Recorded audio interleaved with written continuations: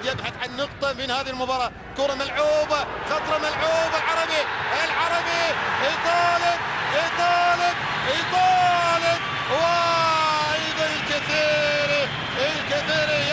يعلن عن ركلة جزاء، يعلن عن ركلة جزاء للهلال في هذه اللقطة، في هذه اللعبة. شوف إبراهيم مدخلي إعاقة العربي من إبراهيم مدخلي في هذه اللقطة، شوف وبالتالي ركلة جزاء في دقيقة 33 من زمن شوط المباراة الثاني. ركلة جزاء لإعاقة يوسف العربي لمصلحة للهلال. هل يتنفس الصعداء أنصار الهلال في هذه الكرة وفي هذه ركلة الجزاء في دقيقة 33 من زمن شوط المباراة الثاني؟ الهلال لديه فرصة الآن ثمينة للتقدم عن طريق الكاميروني من ركلة جزاء. الآن ركلة الجزاء ينفذها إيمانة الكاميروني.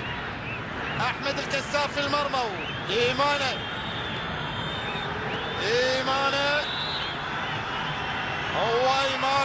كسار في الجول، جول للهلال.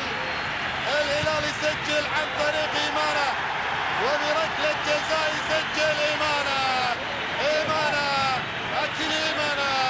الكاميروني يسجل للهلال الذي يتقدم في كرة ثابتة، وبركلة جزاء يسجل.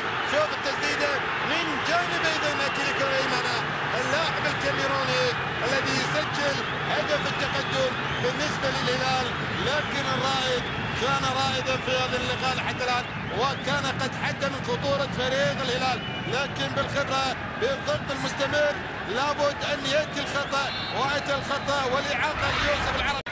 أسامة هشاوي في آخر 8 دقائق من زمن شوط المباراة الثاني.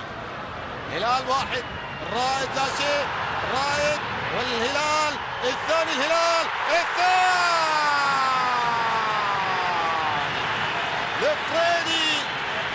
لفريدي في الثاني، بانفراد فريدي يسجل الهلال الثاني لأحمد الفريدي. الهلال يتقدم في هذا اللقاء بهدفين بانفراد فريدي اللي يعوض الإخفاق اللي حصل بالكرة التي لم يسجلها، لكن سجل وراوغ وعدى. وهنا الكرة التي حاول فيها هو الدفاع بعده، لكن ايضا الفريدي على طول سجل حاول، لكن سلمان خالدي يفشل في ابعاد هذه الكرة، والفريدي ينجح في تسجيل هدف ثاني ليضمن الهلال نقاط هذه المباراة، وبالتالي يتقدم بهدفين هو الفريدي. لكن فريدي يغادر ارضيه الملعب، وهنا ايضا الامير عبد الرحمن بن مساعد رئيس نادي الهلال، وردة الفعل واضحه لتسجيل لفريدي الهدف الثاني. اذا